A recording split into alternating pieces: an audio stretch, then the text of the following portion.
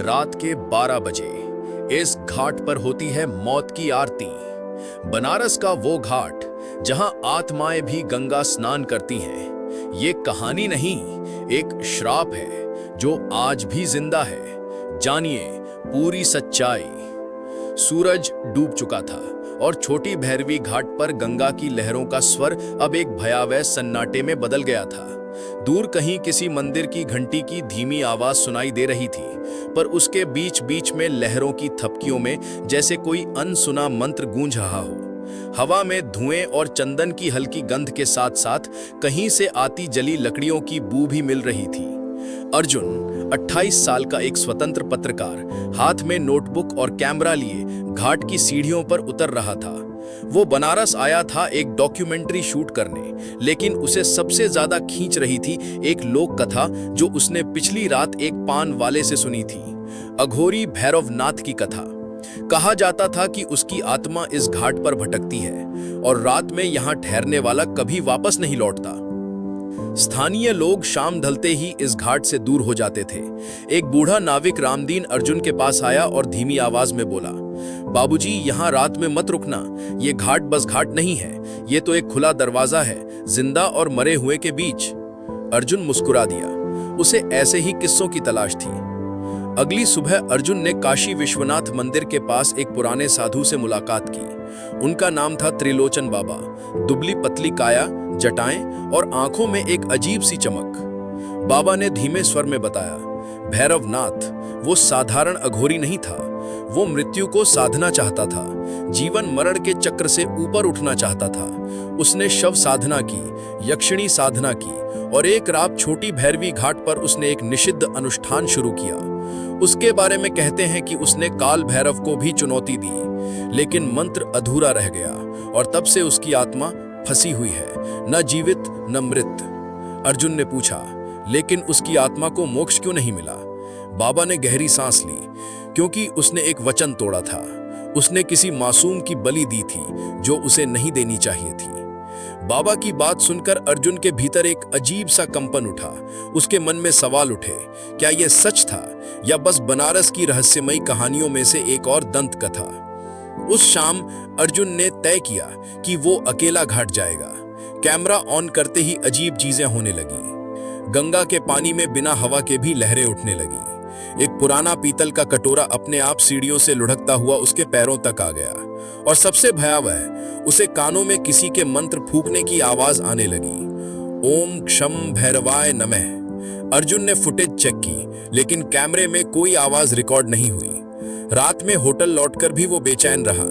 सपने में उसने एक काले वस्त्रों में लिपटा अघोरी देखा, जिसकी आंखें अंगारों सी लाल थीं और जो उसे नदी की ओर बुला रहा था। जागने पर अर्जुन के हाथ में एक गीला रुद्राक्ष पड़ा था। अगले दिन अर्जुन ने एक बूढ़े नाविक रामदीन से और बातें की। रामदीन ने कांपते हुए कहा, बाबू, मेरे बाबा ने अपनी आंखों से देखा था भैरवनाथ की मौत, या कहो उसका श्राप। वो रात अमावस्या की थी। चारों ओर सिर्फ मशालों की रोशनी और गंगा में बहते शव। भैरवनाथ ने किसी और दुनिया का दरवाजा खोलने की कोशिश की, पर वहां से जो आया उसने उसी के प्राण ले लिए। रामदीन ने अर्जुन को घाट के पीछे एक जर्जर मंदिर दिखाया। दीवारों पर पुराने मंत्र खुदे थे और बीच में एक टूटी हुई कपाल माला पड़ी थी। जैसे ही अर्जुन ने उसे छुआ, अचानक तेज हवा चली और मंदिर की घंटी अपने आप बज उठी। उस रात अर्जुन फिर घाट पर गया। इस बार धुंध और भी घनी थी। गंगा का जल चांदी की तरह चमक रहा था, लेकिन पानी में जैसे काले साए तैर रहे थे। तभी उसके पीछे से एक भारी गूंजती आवाज आई, तुम्हें मोक्ष चाहिए या शक्ति? अर्जुन ने पलटकर देखा। सामने भैरवनाथ की आत्मा खड़ी थी, काले चोगे में लिपटा, माथे पर भस्म और हाथ में त्रिशूल। उसकी आंखों में क्रोध और पीड़ा दोनों थे। भैरवनाथ ने कहा, मुझे मोक्ष चाहिए था, लेकिन श्राप मिला। मेरी आत्मा को मुक्ति दो या मेरे साथ सदा के लिए यहीं रहो। अर्जुन ने कांपते हुए पूछा, मुझे क्या करना होगा? भैरवनाथ ने एक प्राचीन कपाल उसकी ओर बढ़ाया। इसमें मेरे अधूरे मंत्र को पूरा करो, तभी मैं मुक्त होऊंगा। तभी त्रिलोचन बाबा वहां प्रकट हुए। उन्होंने चिल्लाकर कहा, अर्जुन, उसके झांसे में मत आना। उसका मंत्र पूरा हुआ तो वो मुक्त नहीं होगा, वो और शक्तिशाली होकर लौटेगा। अर्जुन के हाथ कांपने लगे। अब वो दो राहों पर था। गंगा के ऊपर अचानक आंधी तूफान उठ गया, बिजली कड़की और घाट पर लहरें चढ़ने लगी। भैरवनाथ की आत्मा हवा में उठने लगी, उसकी आंखों से आग की लपटें निकल रही थी। अर्जुन ने कपाल जमीन पर पटक दिया। एक तेज चीख घाट पर गूंजी और धुंध में भैरवनाथ की परछाई बिखर गई, लेकिन साथ ही अर्जुन के माथे पर एक काला चिन्ह उभर आया। अगली सुबह घाट पर सब सामान्य लग रहा था। लोग पूजा कर रहे थे, नावें चल रही थीं, लेकिन अर्जुन के भीतर एक अजीब खालीपन था।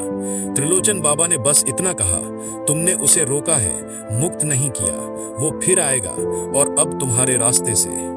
अर्जुन बनारस छोड़कर चला गया, लेकिन उसके कैमरे में उस रात की कोई रिकॉर्डिंग नहीं थी, सिर्फ काली स्क्रीन और बीच बीच में गूंजती एक आवाज, मोक्ष या शक्ति। छोटी भैरवी घाट आज भी शाम ढलते ही वीरान हो जाती है। लोग कहते हैं कभी कभी धुंध के बीच एक अघोरी का साया दिखता है जो किसी को खोज रहा है, शायद अर्जुन को, शायद किसी और को। इस कहानी से हमें यह सीखने को मिलता है कि अघोरी भैरवनाथ एक समय गहन साधना और तपस्या का मार्ग अपनाता है, लेकिन धीरे धीरे उसका उद्देश्य बदल जाता है। मोक्ष और ज्ञान की खोज की जगह वो शक्ति, अमरता और अलौकिक नियंत्रण की लालसा में पड़ जाता है। यह हमें सिखाता है कि जब साधना का उद्देश्य स्वयं से ऊपर उठना हो तो वो मुक्ति का मार्ग है, लेकिन जब वो स्वयं को सर्वोपरि बनाने में बदल जाए तो वही मार्ग विनाश और श्राप की ओर ले जाता है। धन्यवाद।